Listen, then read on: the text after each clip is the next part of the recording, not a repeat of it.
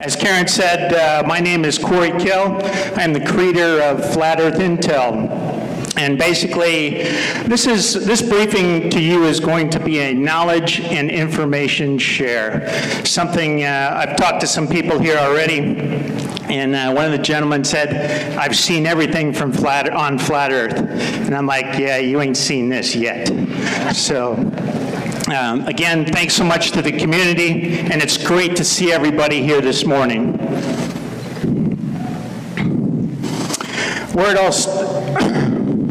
A little bit about my background information. Who's Kell? In other words, who's this individual that's standing in front of me trying to tell me that the earth is flat?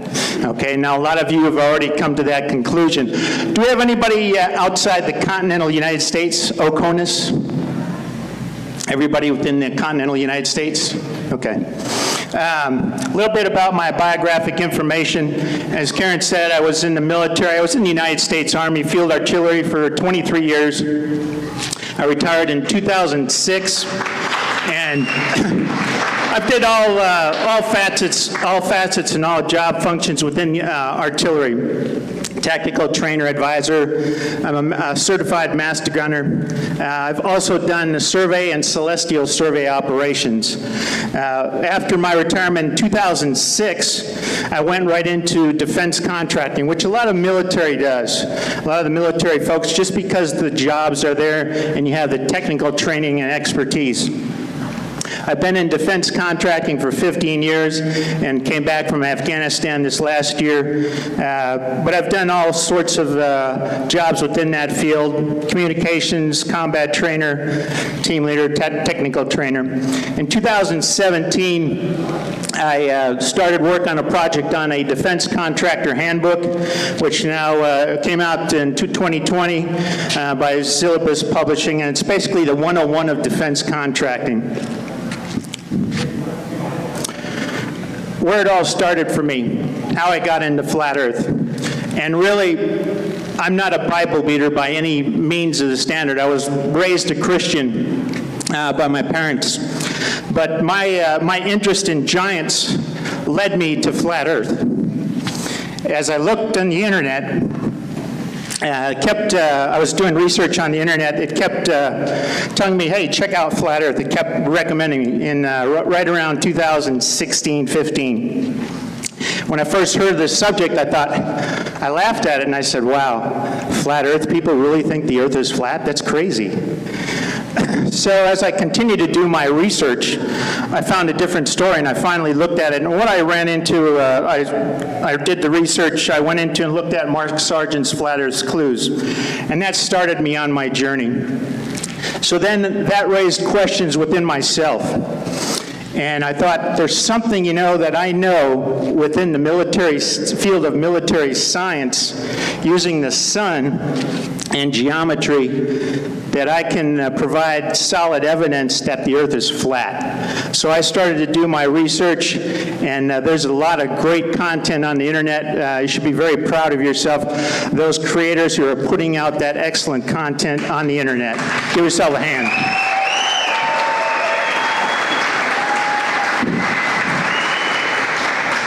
So, with that, using the sun, and the reason I say we use the sun, and this is my message to you, it's the real answer. The sun is the gold standard. The military uses it. They use it for celestial survey operations. It is definitive and it is absolute. We can also use military science and geometry to determine the sun's actual distance. And a lot of this information is out there, but you have to really search. It's in a lot of different little corners on the internet and in books. But we can use the sun by measuring direct sun angle, get down our timing to determine what we're really living on, what the surface shape of the earth is, and the sun's actual distance between 3,000 or 4,000 miles, whether it's a physical or projected object. Right now it seems to be a projected object. And one thing I want you to remember, and that is the sun is always 90 degrees to a person, place, or thing every second of every minute of every day of every year within the prime meridian zone. Once you fully understand that, that is the end of heliocentrism.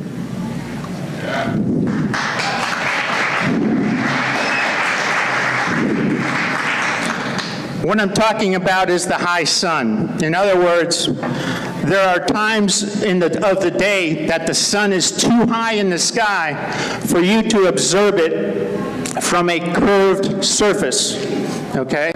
You just have to know when and what sun seasons. So this is what I've put together on the website, and I encourage you, if you have questions about this after my presentation, please feel free to come up and talk to me. I'm a very open person. And that is, some of the considerations, we need to understand timing. Timing is critical. In other words, what time of day is the sun too high in the sky? And what I'm going to talk about is putting in a sun survey point, something that eludes the heliocentrists. They don't like it because it's timing. Once you put in a sun survey point, that sun comes right back to that survey point the following day. You cannot escape it. What we also need to understand, the observer location. In other words, where we're observing the sun.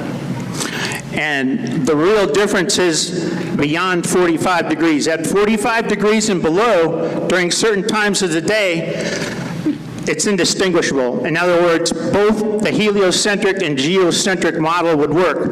But once that sun gets above 46 degrees, she's flat. It is only flat. We just need to identify that. And by times, I'm talking about between the hours of 9 and 10 a.m. in the morning and 3 and 4 p.m. in the afternoon. The sun seasons, I'm talking about late spring, the summer sun, and early fall. Higher altitude gives you lower sun angle. Sea level will give you the highest sun angle. Sea level is the closest to the geometric perfect form of the Earth's shape. And I use this example. It's like a two-story home, okay? If you're in a two-story home and you see that at a certain time of the day, in the morning time from 9 to 10 a.m., if that sun's in the first window, in other words, at a low angle, it's indistinguishable. You could be either coming from a flat or curved surface. But if that sun appears in the second window from 9 a.m. and 10 a.m. in the morning, and then the afternoon from 3 to 4 p.m., you're on a flat surface. That sun is too high in the sky. And I'm going to talk about how do we determine that.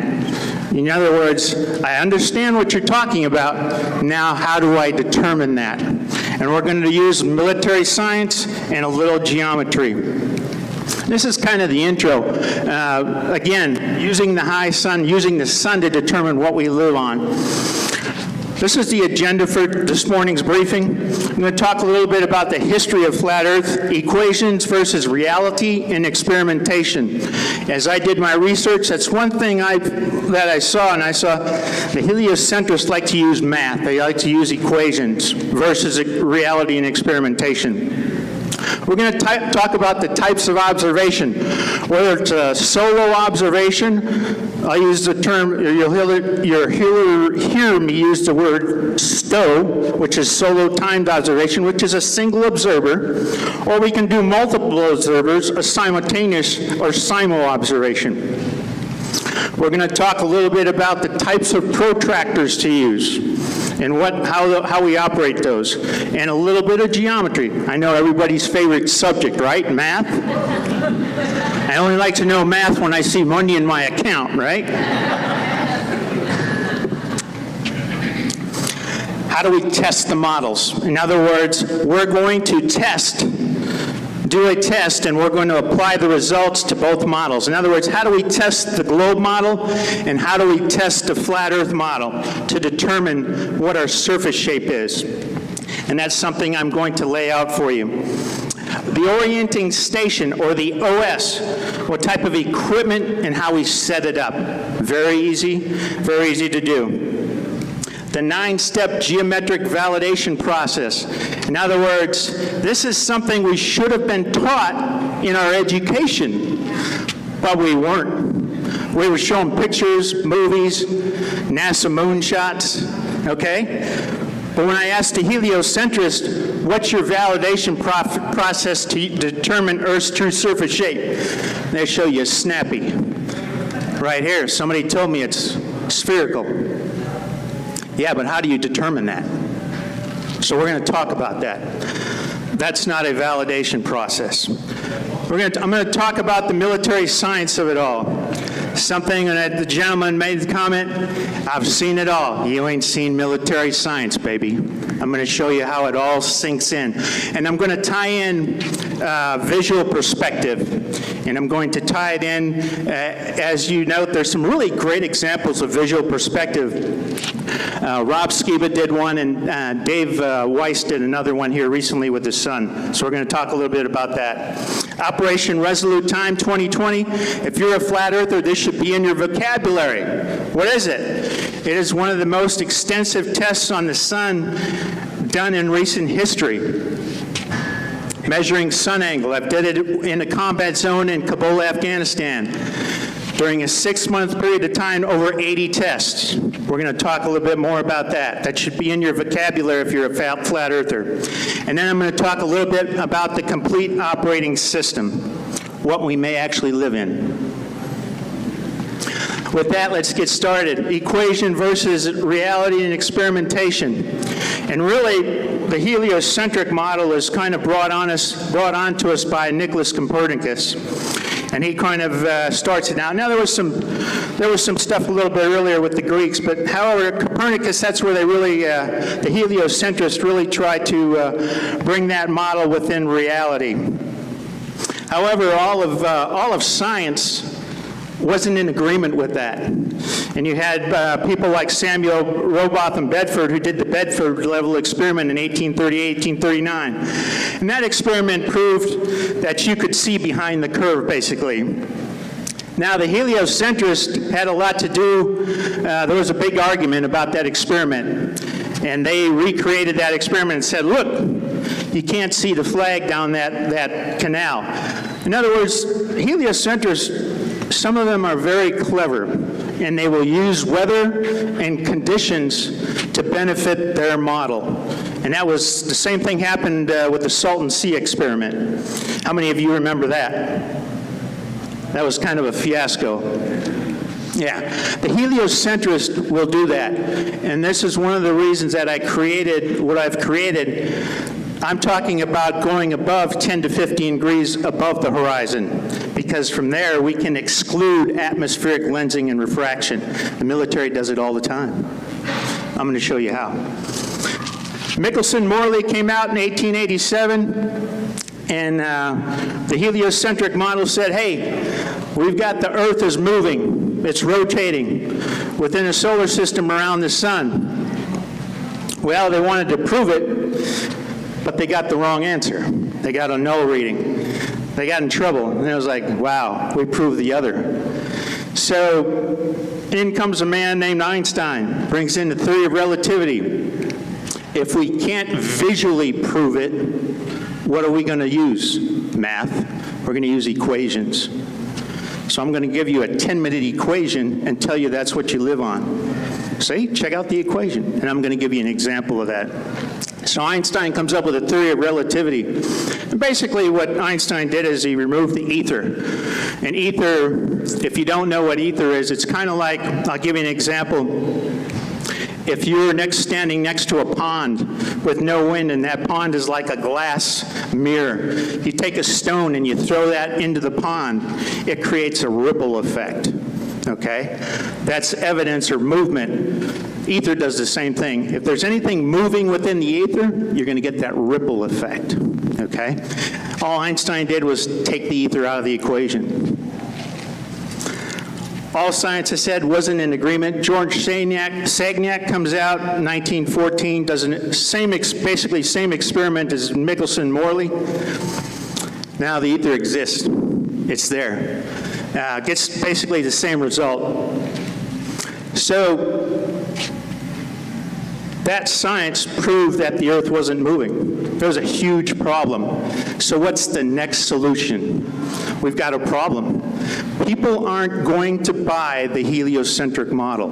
So what do? What's the next best thing? You give them fantasy. I'm going to give you fantasy in movies. I'm going to try and open your mind up, and I'm going to just shower you with science fiction. And probably one of the most significant events in history is the advent of science fiction in 1926. Hugo Gernsback starts it off. Whether this was with intentional or unintentional, it had an effect, and it benefited the heliocentrists. Look at the huge science fiction realm of movies that we have now. It's huge. And you look at the sci-fi community, it's huge. So fantasy is the other factor that the heliocentrists use to their advantage, and they use it every day. We just need to be aware of it. I put Nikola Tesla up here because Tesla saw what was going on. Tesla said, hey, you guys are building a structure up in the sky that you're using mathematical equations that have no relation to reality. In other words, they built a grid up in the sky using equations, and that's where they formulated their model. Thank you. So that's where they formulated their equations. What happens is they run into a problem because the heliocentrists have to use geometric or geometry diagrams, and that gets them into trouble because equations go away from geometry. You have to show geometry in your diagram, but they don't use geometry. Matter of fact, they avoid it like the plague. One thing I found out in my research is that protractors, heliocentrists do not like them. They do not like to use them. Now, you'll see a photo of a mechanical protractor in the Copernicus photo I showed you, but they do not like to use mechanical and manual protractors. Why? Because it shows angle. And once you show angle, you can do what? Triangulation. Military does it all the time. And it gets them in trouble. So one thing I found is protractors to heliocentrists are like crosses, holy water, and garlic to vampires. They hate them. They do not like protractors. And I'll give you an example. I was on one of the chat boards. It's called Q-Aura, and I don't know if any of you have heard it. And it's full of heliocentrists. And I call them, there are a lot of what I call intermediate heliocentrists. A lot of good mathematicians. They know how to do equations. And they'll use those equations, and they'll try and tell you, hey, I cannot see how the Earth can be flat using this equation. Yeah, that's a nice-looking equation. But what are they using? They're using a geometric diagram. You got a problem. Because now geometry and equations are going different directions. But you need to know how to identify that, and you can use it against them. Matter of fact, you can decimate the heliocentric model. The heliocentrists come out, and I've heard some people say, yeah, you know, both models work. We can prove it. Really? Yeah. The geocentric model is just philosophy. Really? That's interesting. So what if I told you that we can prove the heliocentric model is false? Whoa, what are you talking about? Yeah. Your shit's off. And it's off by quite a bit. But you have to take the time. Heliocentrists have called me a very technical person. I can see you're a very technical person, Corey. You're damn right I am. I've had to. So, comes up with this equation. And I said, okay, we're using the North Star. Now, what the heliocentrists don't know is you put in a guide angle. Military uses this all the time. You put in a 90-degree angle. Now I'm going to start to use triangulation. I said, that's a nice equation. And I sent back, I said, well, that's 90 degrees. Now, I need some information requirements because I want to see if you actually did the experiment. You're going to tell me that the Earth is flat just based on the equation. You're not going to impress me. You don't have anything, you don't have any evidence. You've got an equation.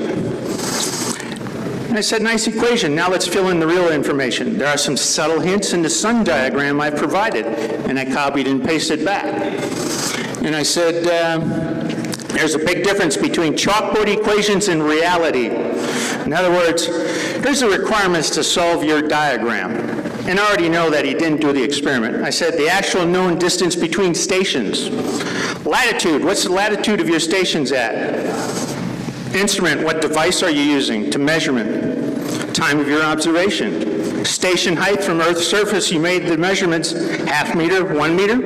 What was the distance? The composite angle calculation, surface angle of the observer, in other words, how the observer is oriented, and the actual measured angle to the object. Diagram shows triangulation. What is the object's true distance? Because you can do it. Once the heliocentrics put up a geometric diagram, you fall within geometry.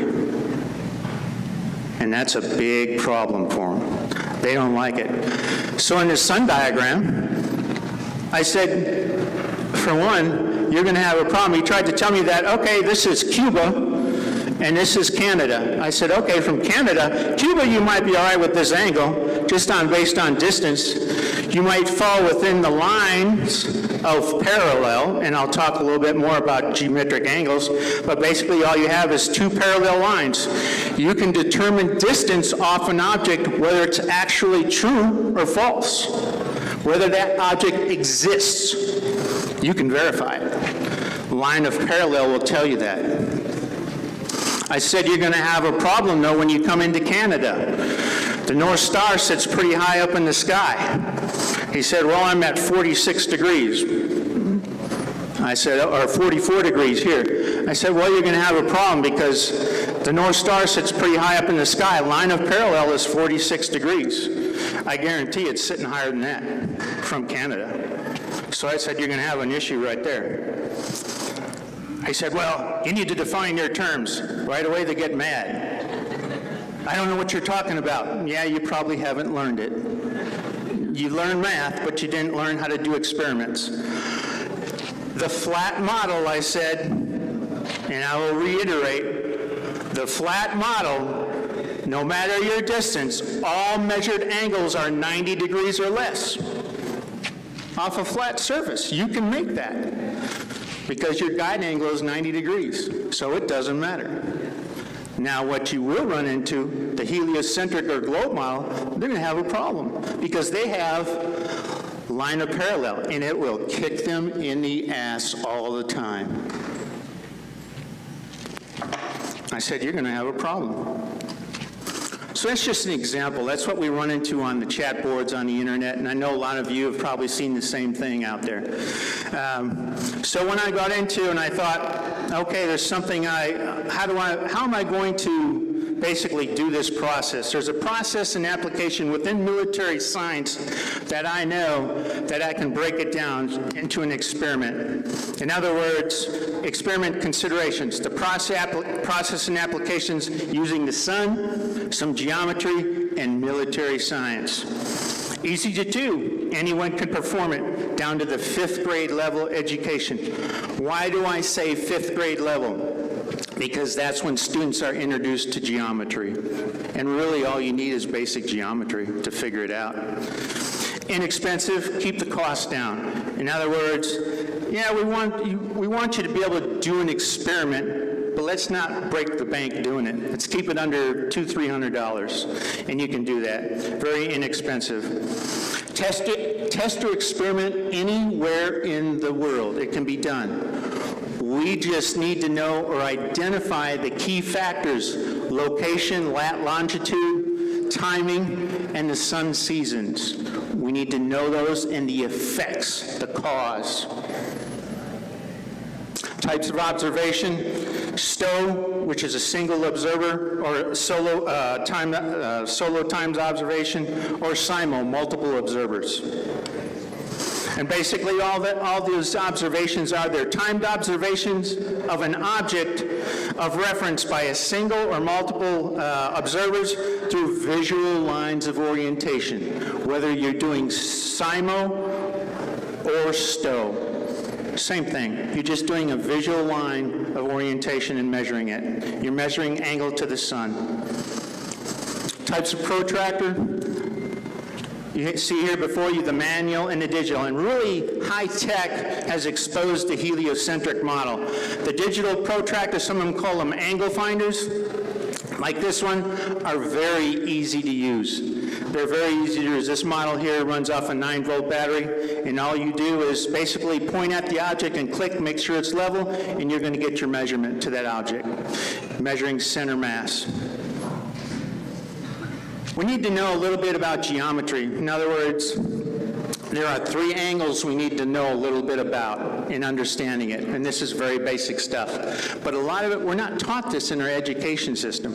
We're taught some geometric fundamentals, but we're not taught line of parallel, for one. The measured angle. Basically, all the measured angle is a measured angle can be visual, mechanical, or manual. It's something that you're pointing at and measuring just simply by using the protractor, whether it's visual or otherwise. Example, a 45 degree going into a 90 degree. Lines of parallel, where 2 lines, visual or otherwise, run side by side, okay? One generally would be the guide angle. As you can see here, these are vertical lines of parallel. They run 90 degrees. Now, do lines of parallel always have to run 90 degrees? No. They can be in any direction. They can be vertical, horizontal, or any angle in between. Lines of parallel. And I'll talk a little bit more about it because some people get a little bit confused when I say line of parallel. The guide angle, that's kind of like the flagpole angle. The most important angle to an object, elevated or otherwise. Generally, this angle is at 90 degrees. Does it have to be? No. Okay? And is key in performing triangulation to determine measured angle, distance, separation, and line of parallel to an object. Pretty basic. These are just some examples. I mean, you can look at, and these are measured angles. You'll note that the farthest we go away from an elevated object, what we're showing here is the sun, that our angle decreases. This is another thing that the heliocentrist, when I talked to him, he said, I didn't know that. I said, yeah, the closer you get to an object, the higher angle you're going to get. Now, whether or not he's telling the truth, I don't know, but it's pretty basic, pretty simple. And this is the reason I use manual protractor. It kills them, using geometry. Lines of parallel, probably the hardest thing for people to understand, but line of parallel is really an increment of measurement. In other words, within the field of military science, there is a high degree, a high standard of validation within the field of military science. Lines of parallel are accountability.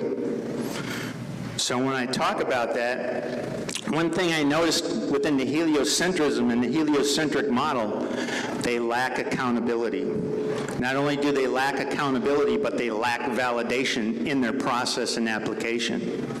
And that's huge. Military science, however, does just the opposite. Why? Because lives depend on it. So, lines of parallel, you're the expert.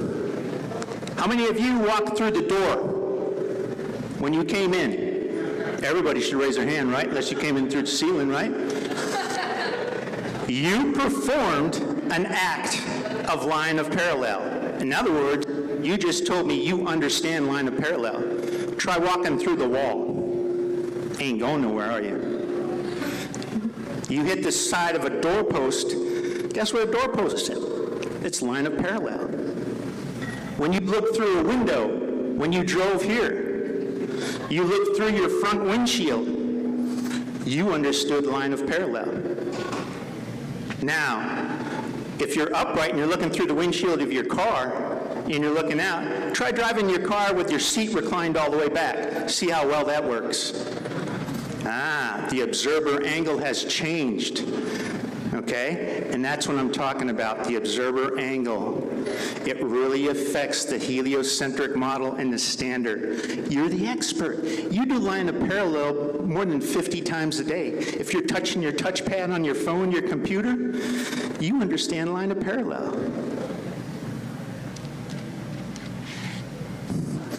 They are both vertical and horizontal in an angle between. Lines of parallel are just that. They can be increments of measurement, such as in a ruler, measuring cup, okay, even a doorway. These are all examples of line of parallel. They are definitive and absolute. Now, we've just did what? We've created accountability and validation, because we're going to use line of parallel against the heliocentric model, something they don't like. You do it every day. It's in your life. Exceeding lines of parallel, like this example here, train on a railroad tracks, when you exceed line of parallel, there are consequences. In other words, like a train derailing off a railroad track, they've exceeded the lines of parallel. They went off the railroad tracks. Those railroad tracks are what? Lines of parallel. You got to follow it. Physics also works against the heliocentric. But we need to be able to identify how that works. And again, understanding lines of parallel, you do it every day, and there are consequences to it. Enough of geometry for a little bit. If your head isn't tight yet, it may be in a little bit, all right? I know some of you are like, wow.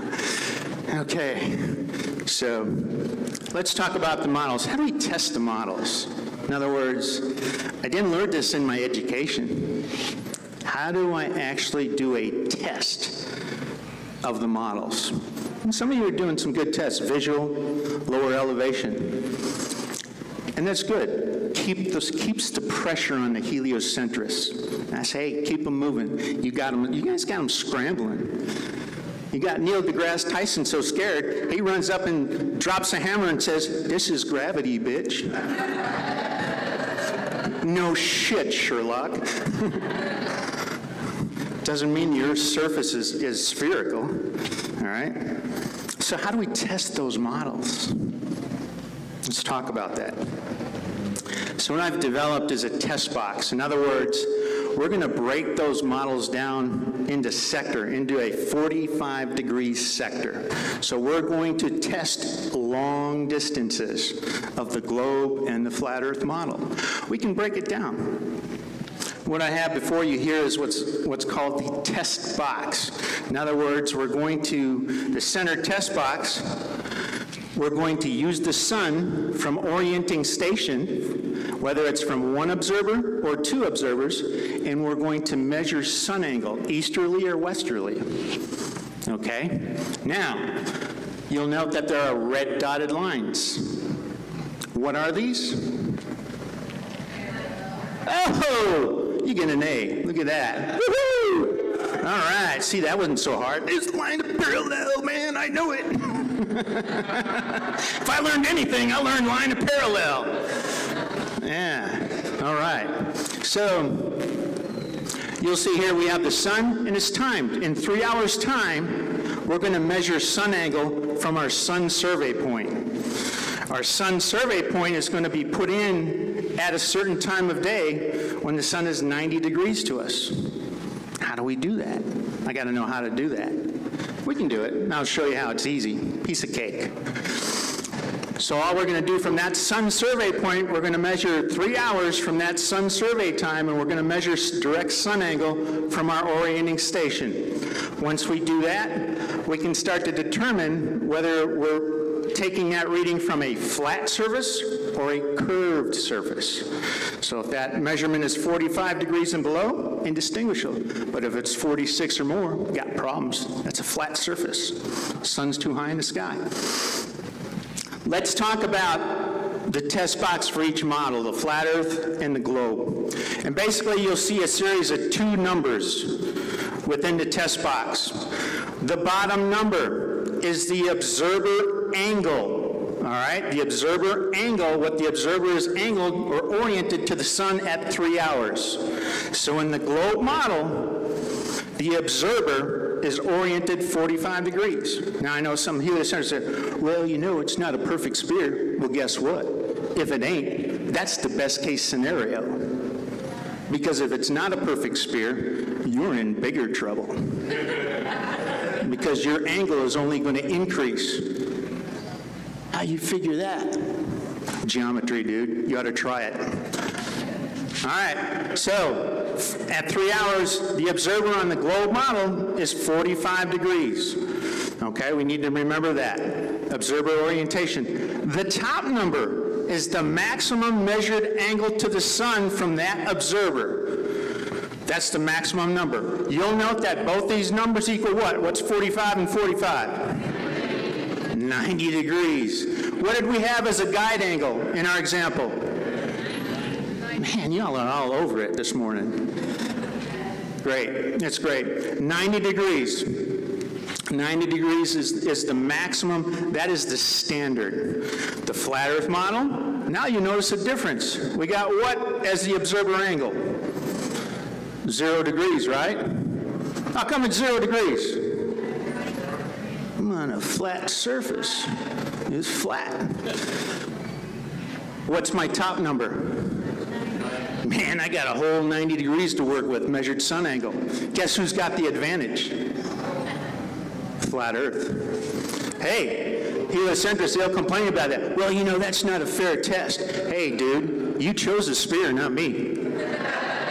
No, I'm just going to tell you how to test it. Break it down geometrically. You pick that model. You pick that winner. That's your horse. You got to ride him to the finish. Okay, the test box, the globe. All right, so they're telling us that the sun, the Earth rotates around the sun. Okay, here's how we break it down. 45 degrees. This is the 45-degree sector test box. In other words, I want you to remember 3, 4, 5. 3 hours equals 45 degrees. You are oriented 45 degrees from the time of survey after 3 hours. There are 8 sectors within the globe model. 8 times 3 is what? 24 hours. Guess what happens when you put that sun survey point 24 hours later? Guess where Mr. Sun shows up? Right at the survey point.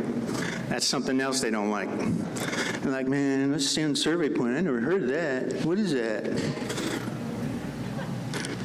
FE test box, flat Earth. Basically, the sun moves over the flat surface of the Earth. Pretty simple, really. We just break it down. It's 45 degrees, it's like a pizza. All right, so now we got the same thing. 3 hours equals 45 degrees. Put our sun survey point in, same standard. The only problem is, if you look here, this is the advantage. I got a full 90 degrees to work with. And that's a heavy advantage. But again, it's the model you chose. You chose a sphere as one of the hardest geometric forms to validate. This is how it works against them. Don't let this diagram confuse you. It's a pretty busy slide. You'll see it on the website. And you see here, when we look at, represents the Earth and the Sun, you'll see that the black arrows represent line of parallel. This is our survey point. Our measured angle, we can come from our measured angle either way. Okay, we have one observer or 2 observers, SIMO or STO. And all we're doing is, the red arrow represents 45 degrees. Could be either flat or a curved surface. But once you go beyond 45, you go to 46 degrees, you do the math. The measured angle over here, 46-degree angle, 45-degree curve or surface, 91 degrees. You now exceeded that by 1 degree.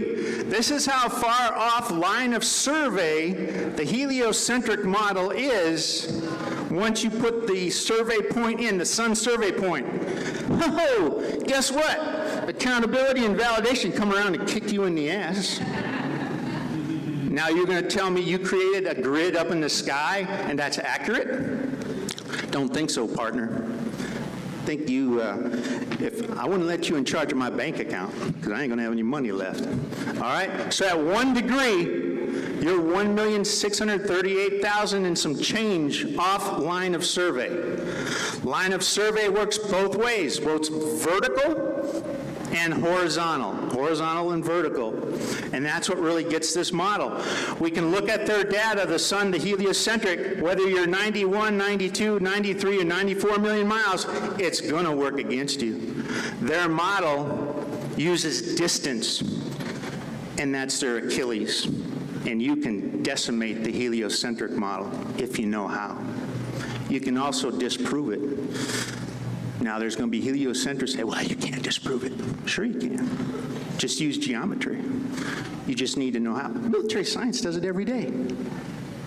Every day. They're using celestial survey, line of parallel, weapons bore sighting. They do it every day. It's because military science has a high standard of accountability and validation within the processes. Okay? Can I exceed line of parallel? Heliocentric model right at about 90.3. In other words, I'll give you sun width, about 0.3. I'll give you that. I'll give you a half a degree. Still ain't gonna make it. You ain't gonna make it. That's how far off survey you are. That's at 1 degree. As you increase those angles, as you increase this angle going this way, your ship is sinking deeper and deeper. You're gonna get in trouble. This is line of parallel. In 2019, I went to the Flat Earth International Conference in Dallas, Texas. How many were there? Great conference, wasn't it? It was an awesome conference. I even saw a guy, they say he's with ISIS X, that guy that was on the intro. Saw him there. He was running around. We both got interviewed by a team that was called Live Through Productions. He did an interview before me. And I talked to Live Through Productions because I wanted to talk to some people about this at the conference. I just started working on it. And I said, hey, I just wanted to talk to some folks about this. And I made a handout. So they came up and interviewed me initially in the main conference room. And the guy said, hey, I'm interested in this. Could we talk more about it with you? And I said, sure. So we'd like to do an interview. And I said, sure, we can do that. Just let me know when. Because I talked about line of parallel. And this is really what gets the heliocentrics in trouble with their model. And it really disproves the globe. People will tell you different, but it's just geometry. And it's applied geometry.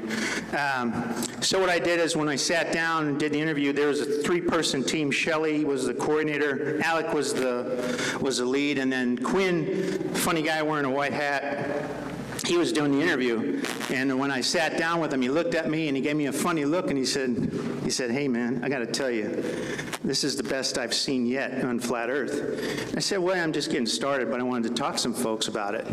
He said, this is really good. So I said, yeah, it's within the field of military science, and it's not out there. The information isn't out there. Some people understand line of parallel, but it's not brought up in our education system, and it really is the validation within to validate these models, to check them out, to see whether they're correct. Let's talk about the orienting station equipment. How are we going to set up? What equipment do we need? Very basic equipment. And here you have, all this equipment can be had for $200, somewhere around, depending on how much you want to spend on a compass, some of the other items. Basically what I've used a dry erase board, 9x13, and here you'll see I've taped the digital protractor. I tape it because during windy conditions, you'll have that digital protractor try and wobble on you a little bit, so if you tape it down, it helps you hold it down during windy conditions. So the dry erase pad is the actual platform. That serves dual purpose. You can write on that whiteboard your measurements, your information. The Neotech digital protractor is attached to it, and that's what you're going to measure your sun angle. Tape measure, you're going to use a tape measure to measure your height, your station height. And I do measurements at a ½ meter. You can do a ½ meter or 1 meter. You just need to know the difference and what effect will happen when you elevate that platform up. The sun shield, and also you need sunglasses. I use double protection. Anytime you're viewing the sun, you want to have coated lenses and a sun shield for your eye protection. Dry erase marker, again, just for recording right on the whiteboard. The other thing is a plumb bob, and if you're not familiar with a plumb bob, all it is you're keeping your station plumb over the sun survey point, and I'll show you that in a little bit. You can check that. You want to be within about a 1 inch from the survey point. The plumb bob helps you align that. The tri-level, this is all it does is you put this on the platform, check for level. The Neotech also has a level vial in it as well. You want to make sure that your station is level. Just increases accuracy.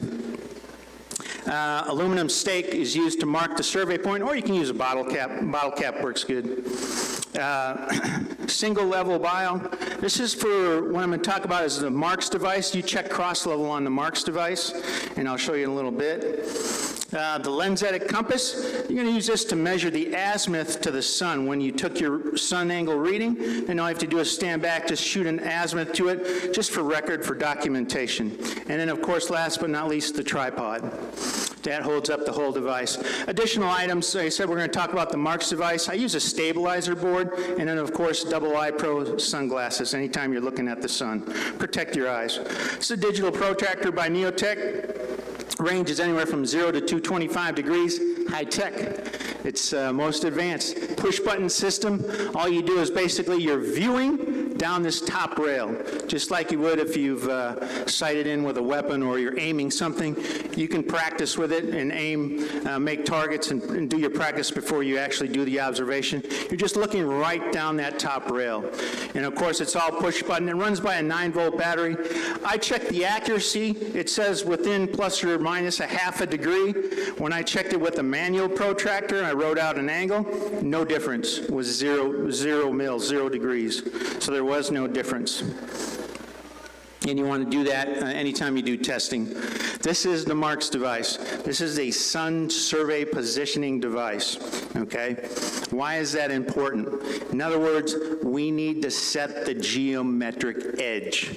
And this is when you hear the heliocentrists talk about their little fairy tale stories like, what is it, Aristophanes, sticks and shadows. I keep hearing that. It's like, dude, if you can't figure out a mathematician just put that out there and they put it out there, they never did that experiment. I'll put money on it. I don't believe that for one bit. I said, that's a mathematicians getting together. I don't think that they've ever did that experiment. I said, for one thing, it's done wrong. But I won't get into that. It's all geometrics. It's a very poor example of an experiment. Why? You didn't set the geometric edge, dude. How are you going to measure angle and you're going to use shadow angle? Wrong answer, dude. Wrong process, wrong application. Wrong. That's as wrong as doing a U-turn in a circle, traffic circle, all right? And it's just like you hear that and then you think, dude, these people are educated that are saying this? I just shake my head. I'm like, sticks and shadows, really? Even the military figured that out. We use it for direction only. All right, so all this is a 18 by 24 inch piece of wood with a center hole cutting in the middle, and now you use screws or nails, and then you elevate a string line. Now that string line is going to cast a shadow from the sun. The sun's going to cast a shadow. You are going to orient this device, the Marks device, north-south, using a compass from your location. You can do it from anywhere in the world. Once you do that, you have set the geometric edge. You have set the line. You're now on the line of magnetic. When the sun casts a shadow center line, you now have correct and proper Earth to Sun alignment. Something else that the heliocentrists, I'm not going to use the French word, but they mess up. And they mess, you look at them, it's like, dude, how did you set the edge, the geometric edge? I don't know what you're talking about. Okay, gotcha. All right, so you have to set the geometric edge. Again, it's accountability. The heliocentrists lack it. They lack it in their process. I'm not saying they're bad at math. They're good at equations, but that's about it. Because once they get into, you start to get in experiments with them, you lose them.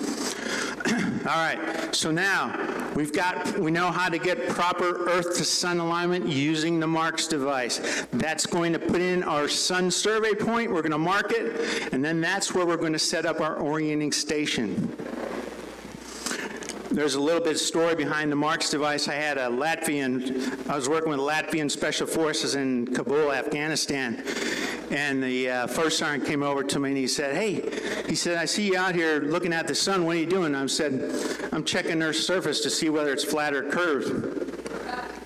And he said, well, what's the big difference? Who cares whether it's flat or curved? And I said, you know, if you come home from work every night and you're arguing with your wife or your spouse, your kids come up and kick you in the shin, your dog bites you in the leg, probably still going to have a bad day.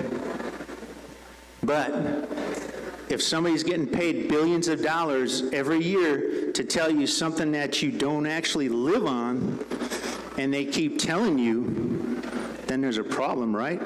He said, yeah, that is kind of messed up. And I said, I have this idea. I said, because I was using an elevated string line off of tripods, I said, I have this idea. I want to build the device using some wood. He said, you know what? He said, come on over to the shop. We got tools. He said, we got the wood. He said, I'll help you build it. And I said, all right, sounds good. And off we went to make the Marks device. And I said, I'm going to name this after you. He said, all right, good deal. So that's a story behind the Marks device. This is what I'm talking about. This is the elevated view as you look up to the sun. And this is the line of magnetic. This is when you have proper Earth to sun alignment. This is the correct alignment. And this is put in, this is what the line of magnetic. You are on compass. This is set in with a compass. And again, like I said, I was using tripod, but I wanted to do this experiment to give perspective, to look up and say, okay, this is what it actually looks like. And this is important. You're setting the geometric edge. Now you can start to take your angle readings. And the sun to this orienting station, or where I did this, was 765 miles north of the northernmost prime meridian, or the Tropic of Cancer. All right, so you can see the sun here is where? It's to the south. It's to the south.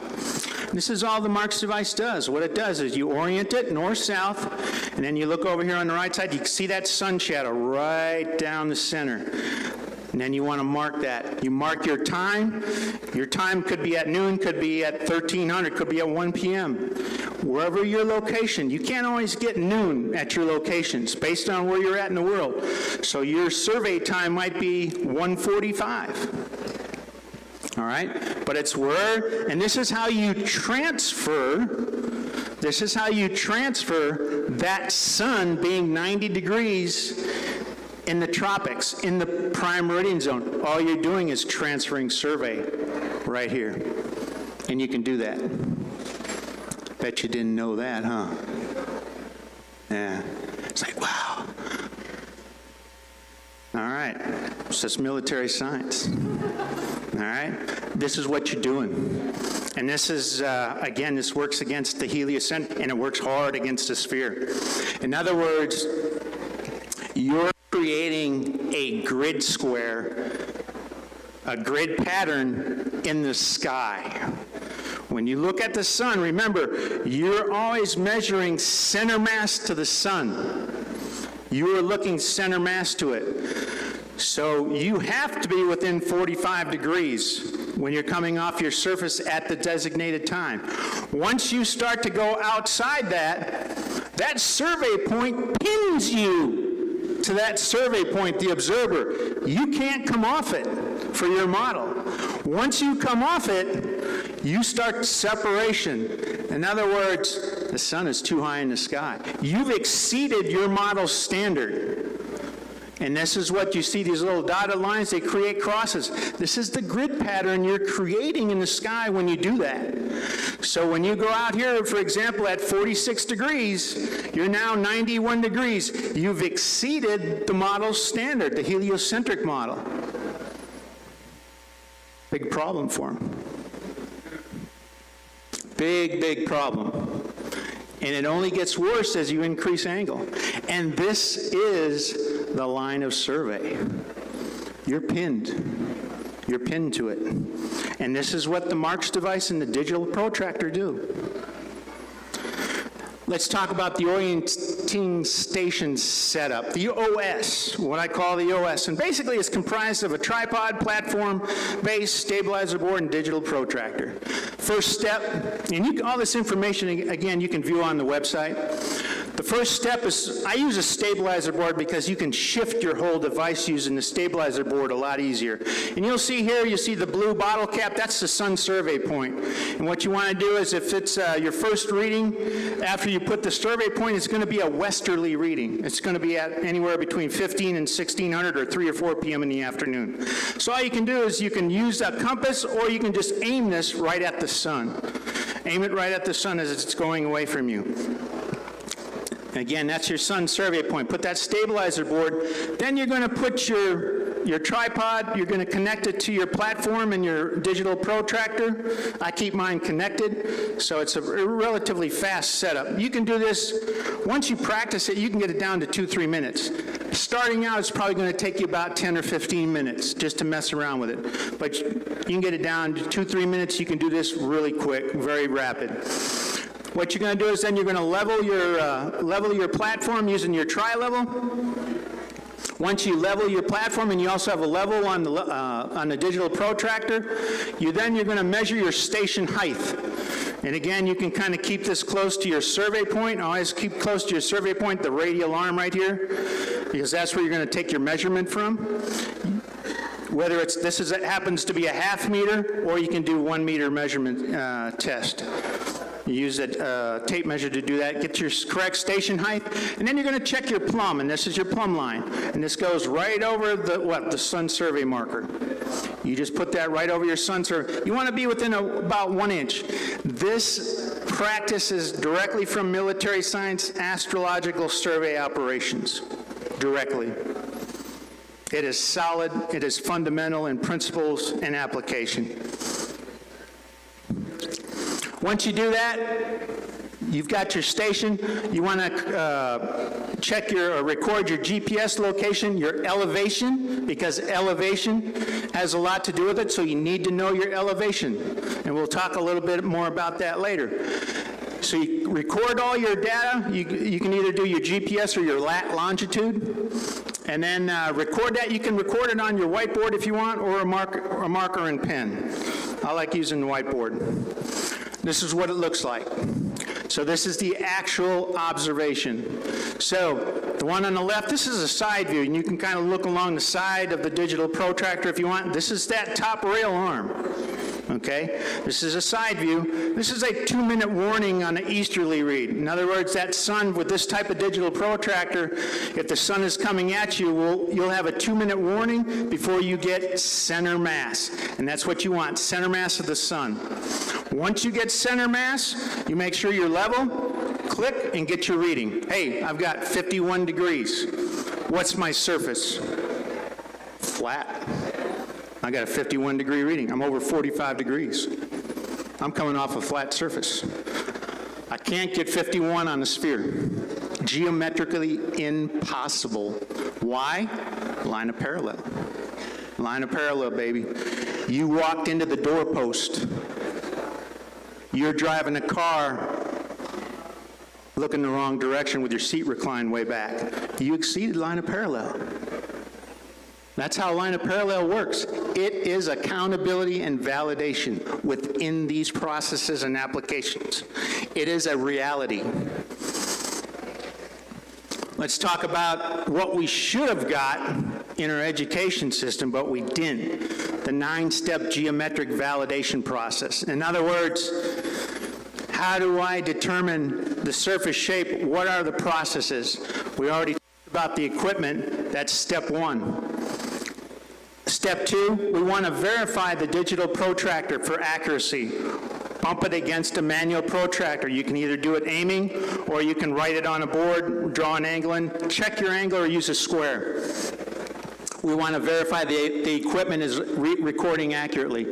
Step 3, determine OS position, the orientation position, observer location, inside or outside the prime meridian zone and the latitude. Step 4, elevation. We need to know that elevation must be recorded for effect. Step 5, OS survey the sun survey point and place it 90 degrees. All we're doing is transferring that survey point to our location. The sun's at 90 degrees.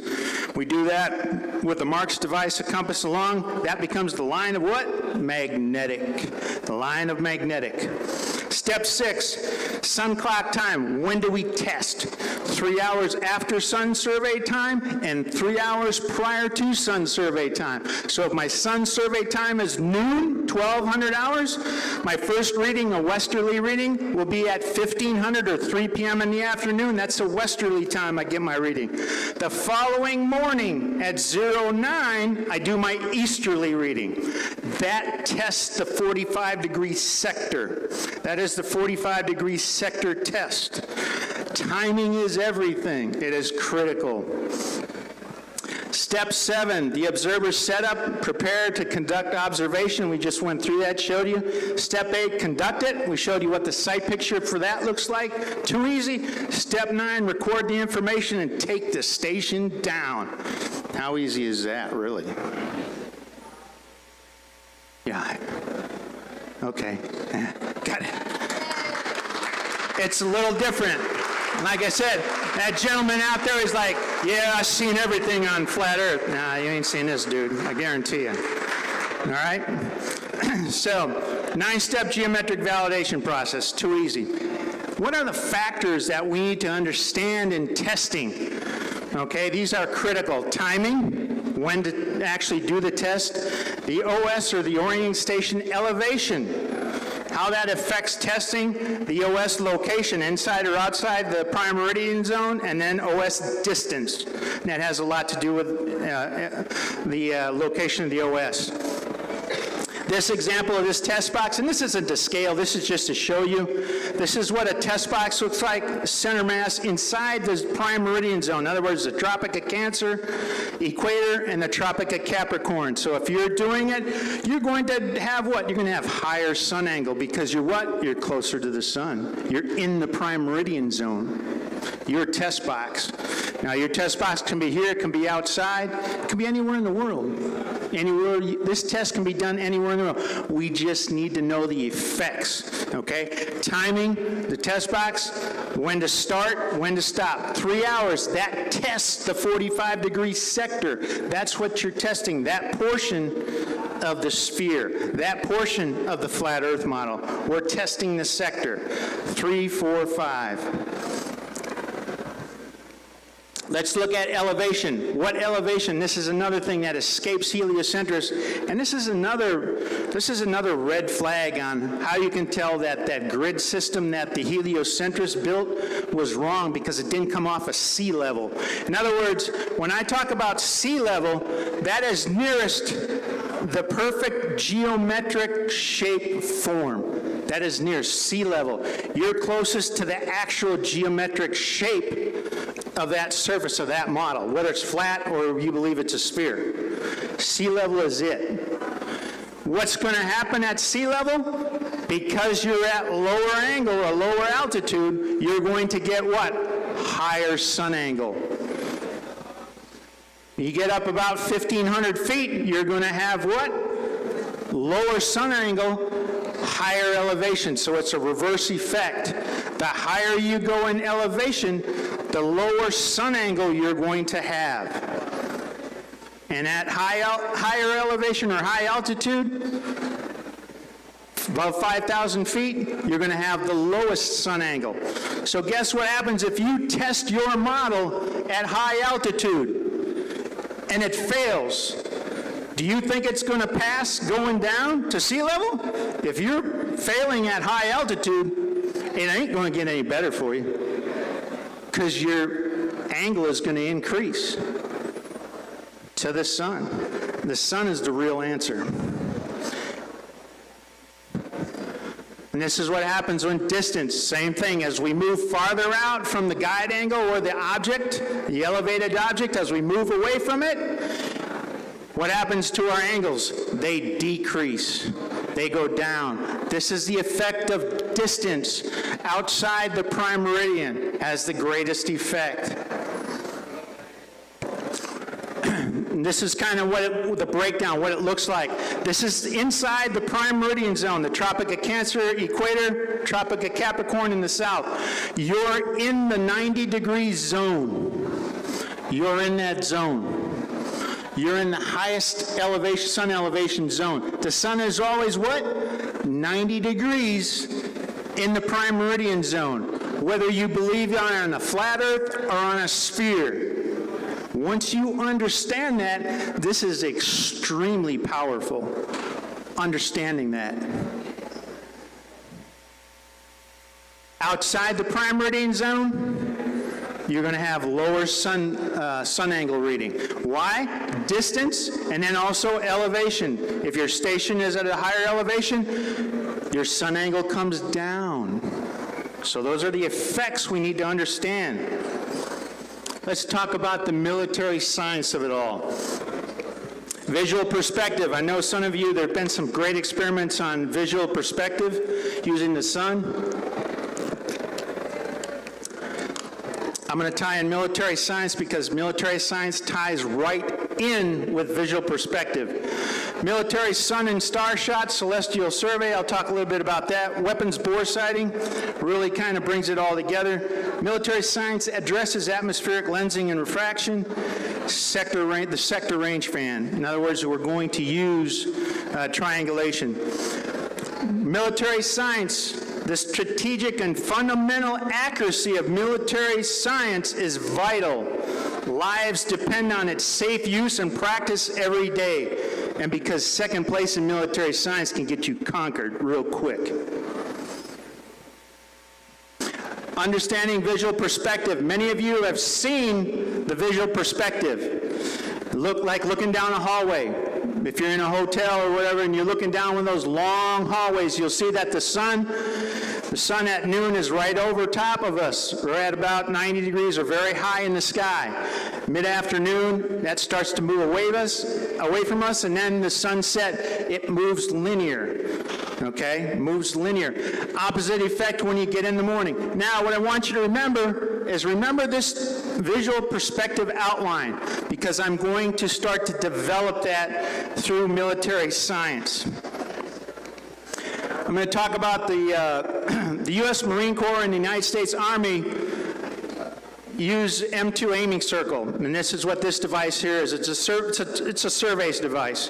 It's to put artillery cannon pieces on the same or common line of direction, line of survey. Military uses it's called a M2 aiming circle. All right. In an artillery unit, we have a double check. In other words, you have a lay circle, primary aiming circle, and you have a safe circle. These circles are going to verify that you have the correct lay information. In other words, I want to be shooting the right way at the bad guys. I don't want to shoot at the good guys. So they're going to check. There is a double check verification within the system. That's why we use two circles. The safe circle will verify the lay circle is accurate. In this act, and I'll say it again, in this act, we can exclude atmospheric lensing and refraction. How? We can exclude it because in military, there are 360 degrees in a circle. The military artillery uses mils. In other words, there are 400 mils in a circle, 360-degree circle. They are more infinite. They are more defined. Why? Because we have to be very, very, very accurate. Because if we're not, we make a mistake, somebody dies. It's that simple. It is lethal. Again, accountability. What these two circles will do, one will use astrological survey, in other words, a sunshot. They will use a sunshot in the day or a star shot in the night. They will get their survey off of it. They will put an EOL, an end of orienting line, or a survey marker down. Once they set their survey in, the safe circle will come in and will go magnetic, grid magnetic, which is the same thing as going to what? Polaris, the North Star. Same thing. Going grid magnetic, they use alternate methods of lay. Once they do that, they will turn an angle on each other. You will face each other. And you will do what is called bumping. when you bump, in other words, when you're facing each other, I'm looking at you, you're looking at me, we have to be within 10 mils. Guess how wide 10 mils is? About that wide. Put 10 hairs together. We can now, 99% of the time, they will bump within 1 to 2 mils. In other words, from high angle down to 10 or 15 degrees, we can exclude atmospheric lensing and refraction. Military does it every day and night. In other words, when those folks at NASA tell you, well, that's due to atmospheric lensing and refraction, when we look up in the 2017 eclipse, I'm like, dude, you are so wrong. You are way out there. That's not what happens. There is very little, within about 1/8 of a degree. You may have some, but 99% of the time, you don't have any. Very minimal. The U.S. military does it day and night, and this is what I'm talking about. You're looking, I'll use the example, these circles, when you see these circles, they're like a ring. You read, the rule of thumb is you read from the outer ring into the middle. So if you see a number on the outside, you read that number into the middle.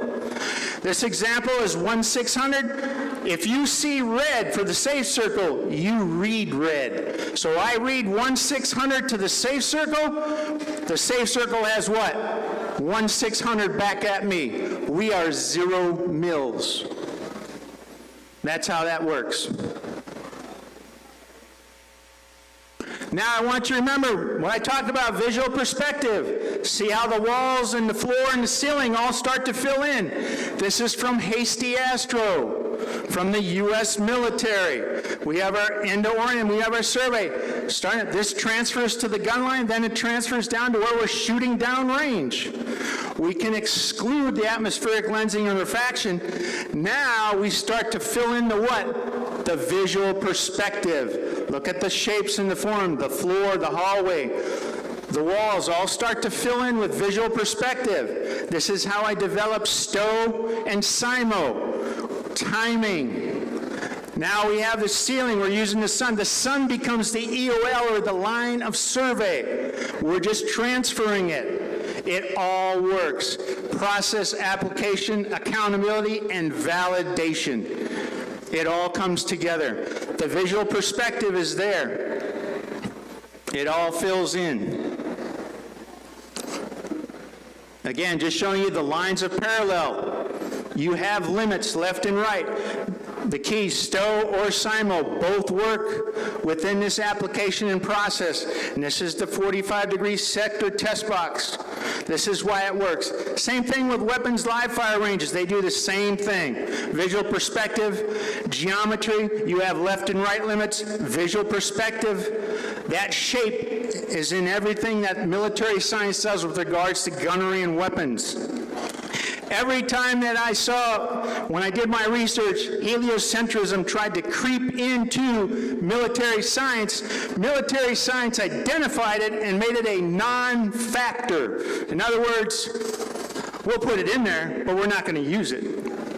I'll give you the example. In this table, ATB 3-0922, this is a weapons range fan, left and right limit. You're 200 mils left, 200 mils right. That's your fan. That's what you can fire your weapon. U.S. artillery weapons. Anytime you go outside that, you have to physically shift the weapon. So what they did is, cleverly, they've put in, you add 1 mil for the Earth's curve beyond 300-400. Well, guess what? You're going outside the limit. You have to physically shift the weapon. That's where you're going to get your 1 to 10 mil displacement. So whoever did this, they were very clever. Very, very clever. And they did the same thing for beyond 3,000.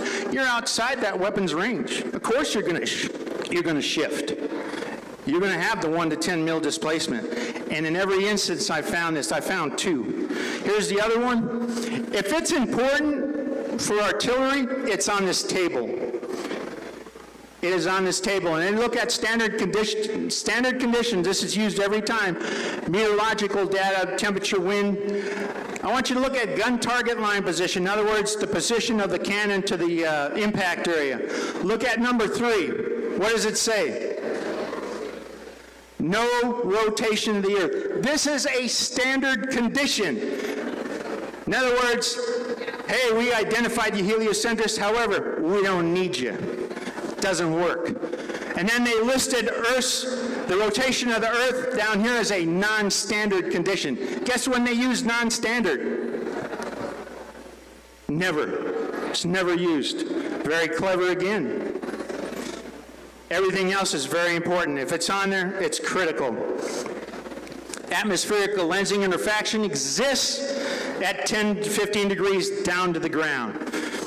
The heliocentrists know this, and they will use that against you when you conduct your experiments. That's why I said, go up and use the sun, man. That's the real answer. Weapons bore sighting, the same thing. You have line of parallel. You can exceed, if you look here on the right, you have lines of parallel, the cannon tube and then the weapon sight. You can exceed the line of parallel. You can't. Otherwise, you're instituting a lead. You can adjust the weapon sight in towards the cannon tube, but you cannot exceed the line of parallel. You are instituting a lead. When I talk to the military guys about that, that's when it clicks for me. I said, remember when you do weapons bore sighting? Line of parallel. And oh, dude, I forgot about that. Sector range fan, real quick. Again, if you're 1 degree off your line of survey at 46 degrees or a cumulative total of 91 degrees, you're over 1.5 million miles off line of survey. That's how far their grid pattern is off. References for these links, they're on the website. Operation Resolute time, the breakdown, where it took place in Kabul, Afghanistan. I did it in 2000, 18 May to 7 August, one of the most extensive tests in recorded history. Over 81 tests, the globe model, outside, here's our test box, outside the prime meridian zone. I was 765 miles north in Kabul, Afghanistan, at a high altitude of 5,963 feet. High altitude. The globe model failed 57 of the 81 tests, or 70%. Think you're going to pass inside the prime meridian zone? You can't even pass the test outside and at high angle. We gave the globe model maximum major advantage of high altitude and outside the prime meridian zone, and it failed miserably.